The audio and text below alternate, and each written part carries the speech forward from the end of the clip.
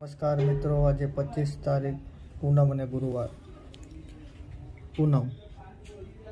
પૂનમના દિવસે તીર્થમાં સ્નાન, પાન અને દાન તેનું મહત્વ હોય છે. પૂનમના દિવસે તીર્થની અંદર સ્નાન કરવું જોઈએ, કારણ કે તિથિ અને મહિનો છે તે સૂર્યનું સ્વરૂપ, અને પૂનમ છે તે ચંદ્રનું સ્વરૂપ. સૂર્ય ચંદ્રનું મિલન એટલે પૂર્ણિમાના દિવસે તીર્થમાં સ્નાન કરવાથી અનંત ગણા પુણ્યફળની પ્રાપ્તિ થાય છે. ખાસ કરીને પ્રયાગ અને હરિદ્વાર, આની અંદર ઘણું બધું મહત્વ છે.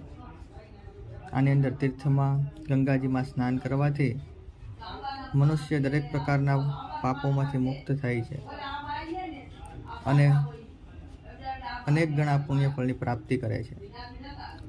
સ્નાન, દાન અને પાન, સમય અનુસાર આ વસ્તુઓ ન થઈ શકે તો ઘરે તીર્થજળથી સ્નાન કરીએ તો પણ તીર્થના સ્નાનનું ફળ પ્રાપ્ત થાય.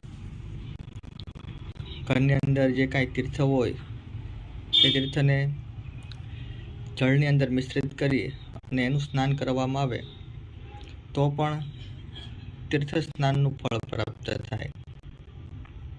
પછી દાનની અંદર, આજના દિવસે દાનની અંદર તાંબળો અથવા વસ્ત્ર અથવા ઊનનું વસ્ત્ર, આ બધી વસ્તુઓ દાન કરવાથી દાનનું ફળ પણ પ્રાપ્ત થાય છે. તીર્થનું આચમન, પાન કરવાથી તીર્થપાનનું ફળ પ્રાપ્ત થાય છે. જળનું સ્નાન તે તીર્થ સ્નાનનું ફળ પ્રાપ્ત કરાવે છે. આ પ્રમાણે કરવાથી મનુષ્ય તીર્થ સ્નાનના ફળને પ્રાપ્ત કરે છે, તીર્થ ફળને પ્રાપ્ત કરે છે અને દાનના ફળને પ્રાપ્ત કરે છે. અનંત ગણા પુણ્ય ફળને પ્રાપ્ત કરાવનારો દિવસ એટલે પૂર્ણિમા.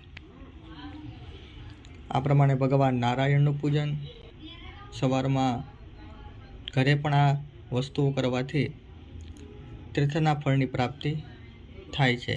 જય શ્રી કૃષ્ણ.